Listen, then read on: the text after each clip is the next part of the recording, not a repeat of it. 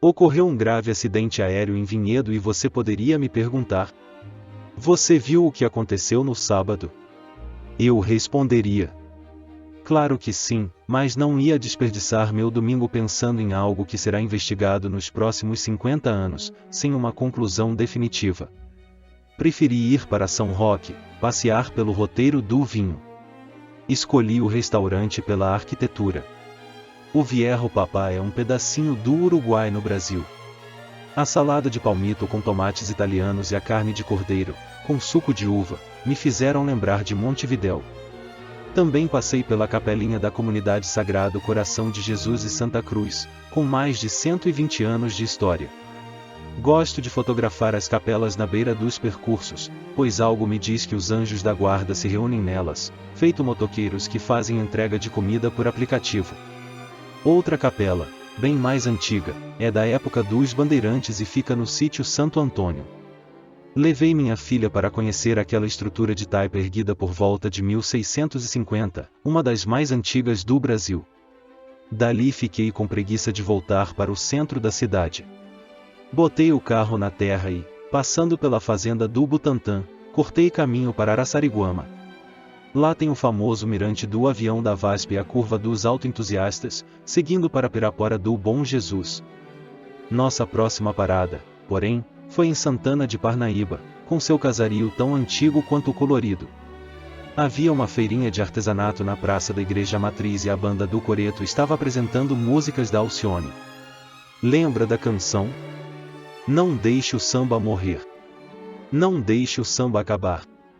Pois é, naquele momento abracei minha esposa e, com aquele gesto, queria segurar tanto ela quanto o tempo, ao mesmo tempo. Mas o sol começava a se pôr sobre os guarda-chuvas da viela do muro de pedras, construído pelos escravos. O jeito foi pegar a estrada dos Romeiros, margeando o rio Tietê, de volta para casa. Em casa, comecei a fazer as contas de quantas cotas de fundos imobiliários ou fiagros poderia comprar, se não saísse de carro naquele dia. Aí lembrei que a vida não se resume a poupar e investir. É preciso saber gastar, também. O dinheiro e o tempo. Se bem que o dinheiro, quando bem circulado na economia, volta. Mas o tempo, não. O tempo apenas vira lembranças. Estas, a gente vai acumulando.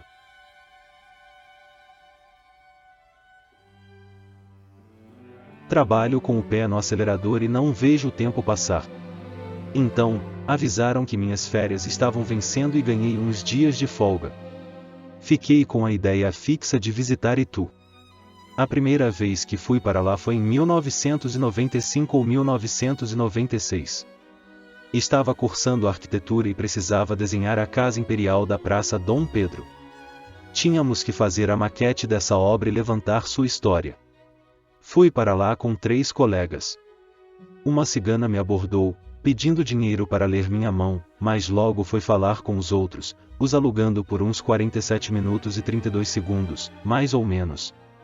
Depois, me perguntaram como consegui me livrar dela tão rápido.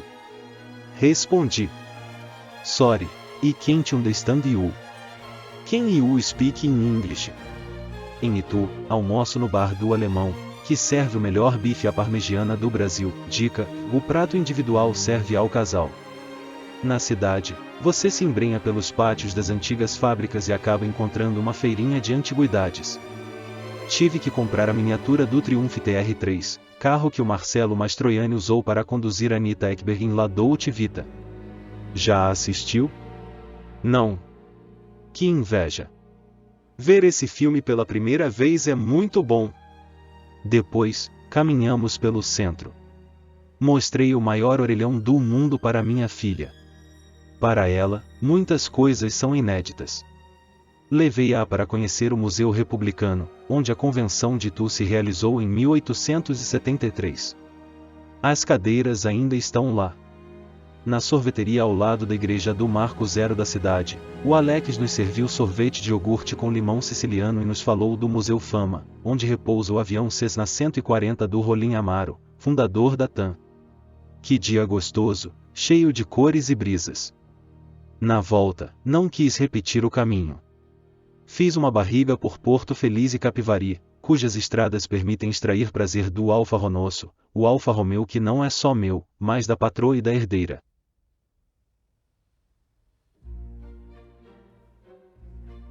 Quem é adepto do investimento em valor não aporta em ações de boas empresas quando elas estão subindo feito foguetes do Elon Musk.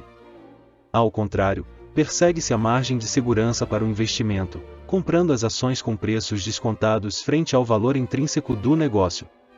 Ou seja, quem investe desse modo não se importa de comprar ações que estejam caindo, por mais contraintuitivo que isso possa parecer, pois no longo prazo as correções do mercado tendem à média.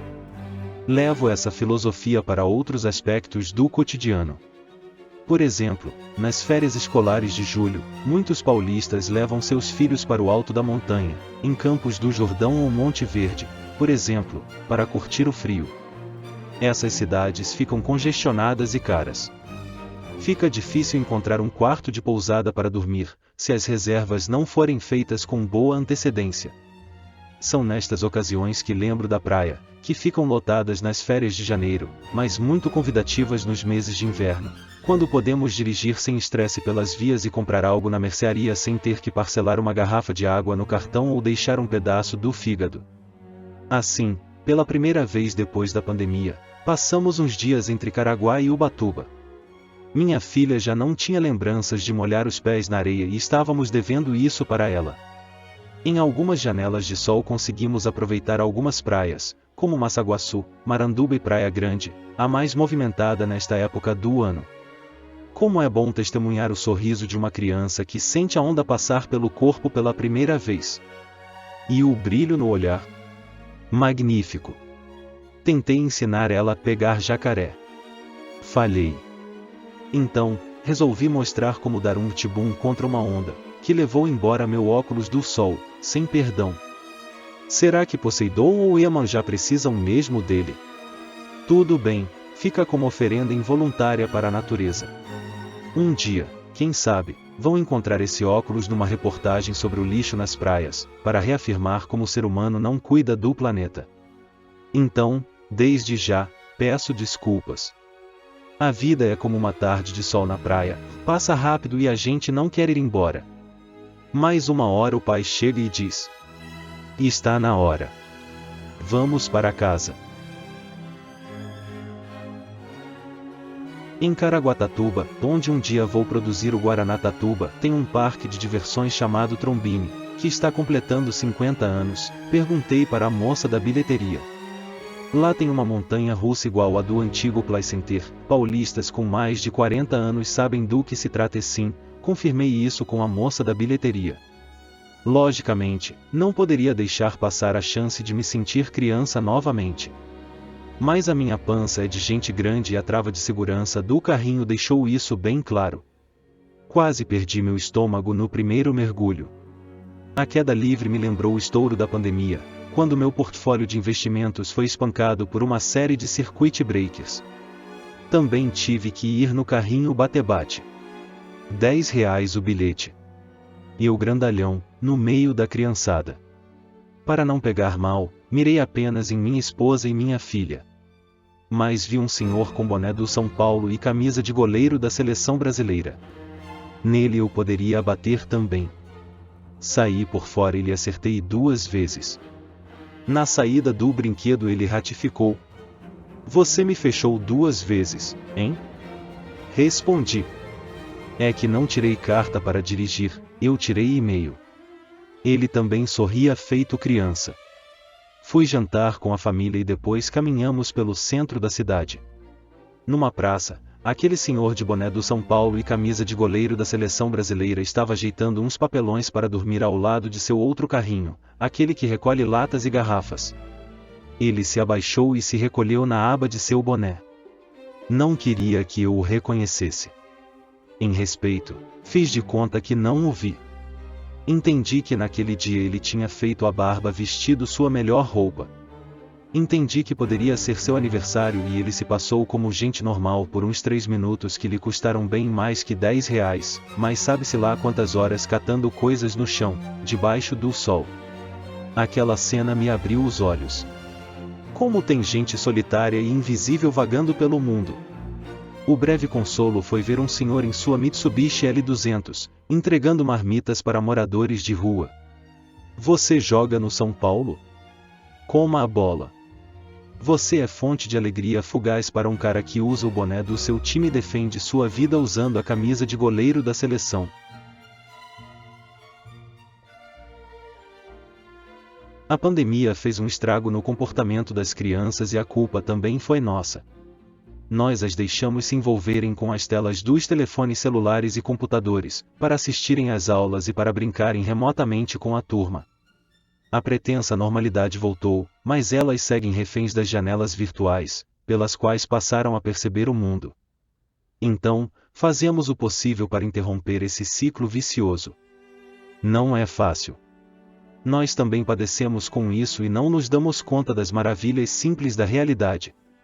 Por exemplo, numa visita ao aquário de Ubatuba, pudemos ver estrelas do mar, cavalos marinhos, pinguins, tubarões e peixes raros. Nem lembrava da última vez que tinha visto esses animais de perto. Entretanto, quando estamos em viagem, estipulo um valor para gastar por dia e a gente vai manejando os recursos. Então, por mais charmosa e convidativa que a Rua Guarani seja, almoçar por lá estava fora de cogitação. Uma coisa é poder pagar por um almoço chique. Outra é mostrar para nossa filha que fazer escolhas pressupõe abrir mão de uma coisa para conseguir outra. Nas andanças para encontrar um restaurante mais em conta, visitamos uma livraria de rua. Se não fosse a fome, passaríamos mais tempo por lá. Na mesma calçada, vi um senhor serrando uma prancha de compensado naval e perguntei: "Você é daqui de Ubatuba?" Ele respondeu: "Sim." Então perguntei de novo: "Onde vocês almoçam por aqui?" "Não queremos almoçar feito turistas." "Entende?" Ele também respondeu: "Nós comemos marmitas, mas tem um restaurante por quilo perto da igreja matriz." Em meu pensamento, o julguei como um peão, mas ele se levantou e se apresentou como o dono da loja de artesanato. Vida de pequeno empresário é assim. E fomos conhecer a igreja matriz de Ubatuba, bonita como todas do tempo da colônia. Mas o restaurante Santos Sabores fica atrás da antiga cadeia municipal. Fiz aquele prato colorido, com raspas de beterraba, cenoura e pepinos, folhas de rúcula, arroz integral, feijão carioca e filé de merluza. Tudo fresco e bem temperado. O suco de melancia desceu feito manjar dos deuses. O chá de amendoim foi cortesia da casa. Tudo por 1/3 do valor que seria cobrado a pouco mais de 1 quilômetro dali. Santos Sabores. Anotou? Pois é, a gente não guarda esses segredos.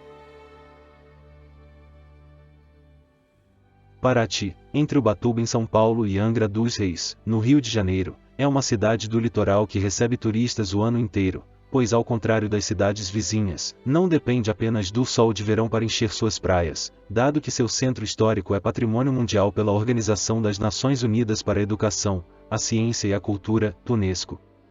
A cidade é um prato cheio para arquitetos, escritores e fotógrafos. Como meu pai não me empresta mais o Olympus o M10 com filmes da Kodak para até 36 poses, tenho que levar no colo a minha já velha de guerra Nikon L820. Juntos, nos apropriamos das fachadas das igrejas, das ruas calçadas no estilo pé de moleque, dos artistas que perambulam pelas vielas, dos franceses que falam alto para você saber que são franceses, das bicicletas acorrentadas nos postes. E assim, Paraty também se apropria da gente, nos entregando a mesma brisa que consolava os escravos ali negociados e as mulas que abriram caminho para a Cunha, que depois se tornou a Estrada Real, cuja função nobre era escoar as riquezas das Minas Gerais para além-mar. No século XIX, abriram a estrada de ferro entre Rio e São Paulo e a cidade se isolou. Passou boa parte do século seguinte com apenas algumas centenas de habitantes. A ligação com a civilização se dava apenas por mar ou por trilhas transitáveis em tempos de pouca chuva.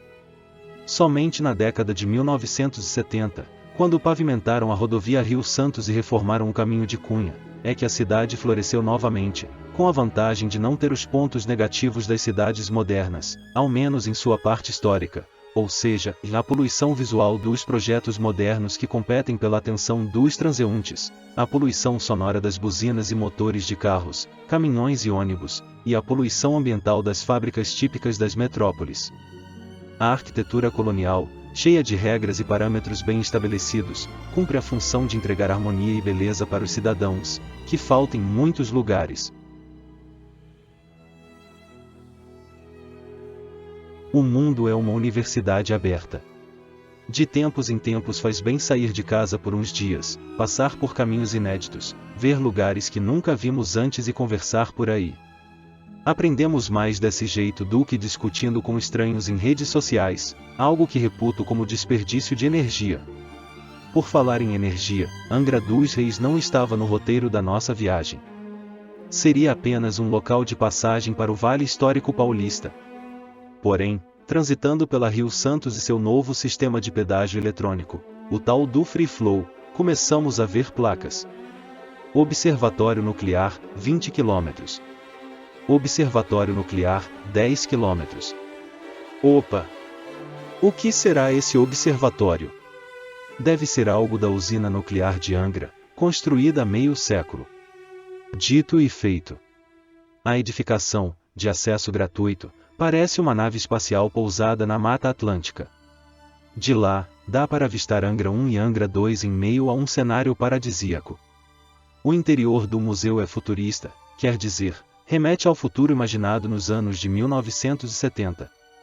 Dá a impressão que James Bond, na pele do fleumático Roger Moore, e não a versão taciturna de Daniel Craig, vai surgir para fotografar a maquete das instalações nucleares enquanto sorve um dry martini.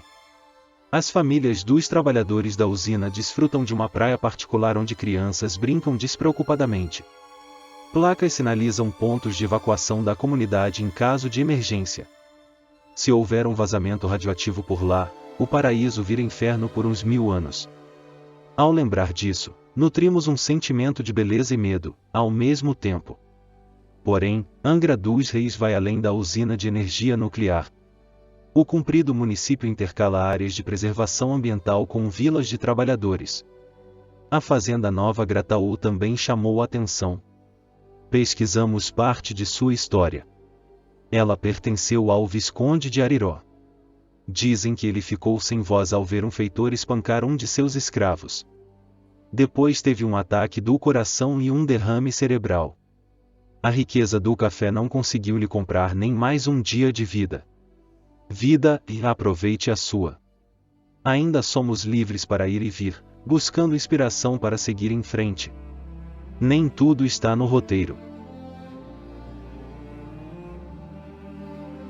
Bananal fica no extremo leste de São Paulo, na divisa com o Rio de Janeiro. Foi por lá que o ciclo do café ingressou na província paulista, fazendo da cidade uma das mais ricas e prósperas do Brasil, em meados do século XIX. Os fazendeiros eram amigos do imperador e os lucros eram garantidos pela mão de obra escrava. Tudo começou a ruir com a abolição em 1888, seguida pela proclamação da República. O solo, sugado sem dó pela monocultura, perdeu a fertilidade. Para piorar, o governo abriu um caminho novo entre Rio e São Paulo, mais perto do Rio Paraíba e da ferrovia, passando por Aparecida, mais ao norte. Com isso, Bananal caiu no esquecimento e seu azar foi sua sorte, pois a cidade parada no tempo renasceu para o turismo rural, histórico e sustentável. Suas praças, cercadas por igrejas e casarões coloniais, estão entre as mais belas do país, devido às proporções harmoniosas entre o espaço livre e a altura das edificações, permeadas por coretos e árvores frondosas. Em Bananal temos a Fazenda Boa Vista, cenário de novela convertido num hotel. Lá também está a farmácia mais antiga do Brasil, ainda em atividade. Fundada em 1830, seu piso conta com ladrilhos hidráulicos originais da época. O que me chamou a atenção foi a estação ferroviária, desativada. É uma construção do século XIX, com estrutura de ferro e paredes revestidas de chapas de aço.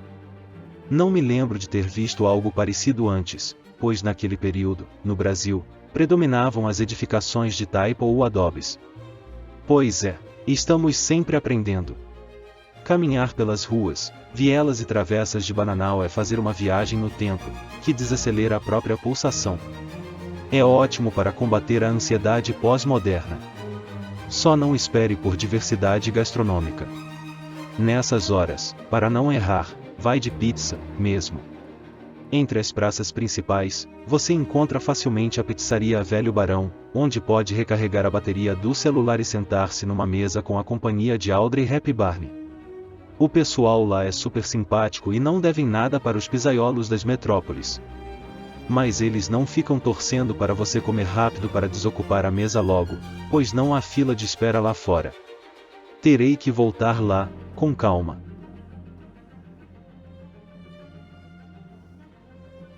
Desculpe, mas não fui para São José do Barreiro para assistir a um filme romântico. Em primeiro lugar, o Cine Teatro São José, fundado em 1868 para as artes cênicas e adaptado para o cinema em 1926, estava fechado, e em segundo lugar, eu estava só de passagem. Também não fui lá para caçar fantasmas no jardim guardado por duas deusas greco-romanas. Também não fui lá para apreciar as fachadas das casas coloniais, mas levei isso de troco.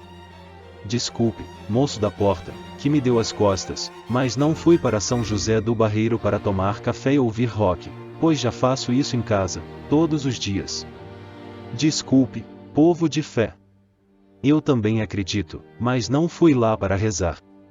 Já oro todos os dias, agradecendo pelo dia vivido e pedindo proteção para o dia seguinte. Desculpe, coreto da praça, mas estava sem tempo para sentir o frio cortante de uma noite em dia de semana, quando todos ficam em casa para se aquecer. Desculpe, Felipe da pousada Casa da Praça, pois não foi dessa vez que me hospedei aí.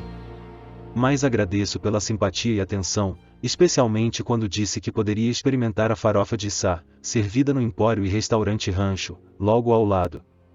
Não foi dessa vez que comprei bala de hortelã no baleiro giratório. Não foi dessa vez que jantei feito tropeiro ou bandeirante na cidade do Vale Histórico dos Paulistas. Depois de 40 anos, finalmente a espera terminou. O pote com a farofa de sá veio quente para as minhas mãos. Quando tinha apenas uns 8 anos de idade, li num gibi do Chico Bento sobre as suas desventuras para capturar as tanajuras, como as formigas saúvas femininas são conhecidas. O içá corresponde à retaguarda das tanajuras. Finalmente senti o gosto delas. Tem a textura de ervilhas torradas, com o gosto que lembra o sabor de bacon. Mas não é ervilha, nem bacon. A sensação é específica. Só experimentando para concordar.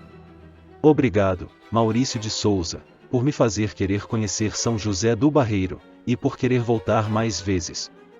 O garotinho sonhador que mora dentro de mim também agradece. Amigos, cuidado com aquilo que vocês dão para as crianças lerem. É como plantar sementes de desejos. Como é bom saciar um desejo inofensivo, depois de décadas. Areias foi a última cidade que visitamos nas breves férias do inverno de 2024, antes de voltar para casa.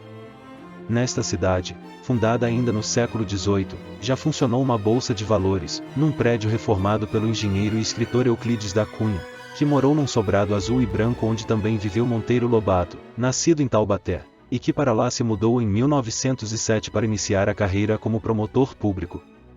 Em Areias, o criador do Sítio do Pica-Pau Amarelo se inspirou para escrever uma série de contos reunidos no livro Cidades Mortas, como ficaram conhecidas as cidades do leste do Vale do Paraíba, como Silveiras, São José do Barreiro e Bananal, que conheceram o auge da riqueza do ciclo do café, antes de tudo esmorecer no começo do século XX. Ao lado do sobrado que abrigou dois ilustres escritores, fica o solar do Capitão Mor, onde Dom Pedro I se hospedou em 1822, quando partiu do Rio de Janeiro em direção a São Paulo, onde soltou o grito da independência do Brasil, nas margens do Ipiranga. A igreja matriz, com 2 torres, mostra que Areias era uma cidade de ricos fazendeiros, que após a abolição da escravatura, por parte da princesa Isabel, se mudaram para outras regiões, deixando para trás um lugar que parece congelado no tempo e nas noites frias. Caminhei pela praça para colher algumas imagens. Subi a rua lateral para ver a fachada da prefeitura municipal. Ali perto, numa escadaria, estavam sentadas duas adolescentes, de 15 ou 16 anos, no máximo. Mesmo sem querer, ouvi a mensagem de áudio de um rapaz, reproduzida pelo celular de uma delas. O teste deu positivo. Uma olhou com cara de assustada para a outra, bem no instante em que eu passava por elas, voltando para o carro. Elas olharam para mim e apenas levantei os ombros. Numa cidadezinha com menos de 3.600 habitantes, onde aparentemente não há nada para fazer, a não ser olhar a vida passar pela janela, conforme Monteiro Lobato descrevia em suas linhas, alguém consumou um ato de amor, ou de mero prazer, sem tomar as devidas precauções. Uma criança será mãe e logo a vizinhança vai comentar. Este é o curso da vida, que se renova, mesmo nas cidades mortas. Que o bebê venha com saúde. É o que importa.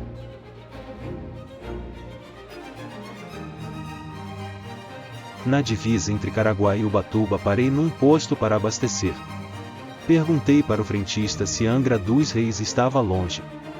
Ele sabe que temos a resposta para tudo no celular, mas gostou de ouvir a pergunta, pois hoje em dia o que mais vemos, por aí, são consumidores tratando fornecedores como robôs de atendimento. Então, ele disse: não está longe. Uns 130 quilômetros. Eu morei lá 5 anos e trabalhei na usina. Mas me mudei para cá, por causa do meu filho. Ele tem asma e o médico disse que Angra é a segunda cidade mais úmida do Brasil. Ao ouvir o que ele falou, entendi, metaforicamente, o que ele quis dizer. Os filhos precisam de mudança de ambiente, e de companhias, de vez em quando. Respondi: estou viajando por causa da minha filha, para ela ver o mundo pela janela da vida real. Entendo você, perfeitamente. Nós, pais, fazemos coisas mais pelos nossos filhos do que pela gente mesmo. Mas tem homem que passa pela vida sem aprender isso. Então, apertamos as mãos, como dois homens de meia idade devem fazer na estrada, mesmo com a impressão de que nunca mais se verão novamente. Adoro guiar. Adoro viajar. Pegar uma estrada diferente. Mas os acontecimentos me fizeram nutrir um profundo respeito pelos perigos da direção, das viagens e das estradas. Se tenho medo de viajar? Não. Tenho medo de ser passageiro. Não tenho medo de avião, mas me incomoda ser passageiro. Não tenho medo de trem e me incomoda não poder decidir que caminho tomar. Quero dirigir meu carro e minha vida. Por isso, agradeço a compreensão da minha esposa. Ela aceitou me acompanhar na vida e nas viagens. Por vezes, peço para ela fotografar a estrada diante de nós. Gosto de recordar até das curvas por onde passamos. Subindo a serra entre Angra e Barra Mansa, no Rio de Janeiro, passamos por 3 túneis abertos na rocha. Dizem que foi trabalho dos escravos, mas não consegui comprovação disso. Pouco importa, foram os seres humanos e suas picaretas que perfuraram aquelas passagens escuras, que parecem abrigar fantasmas do passado. Então, os motoristas passam pelo túneis buzinando. É para espantá-los. Anoiteceu e eu poderia varar a noite ao volante, seguindo até a fronteira com o Paraguai. Chegamos em casa no começo da madrugada e não consegui pegar no sono.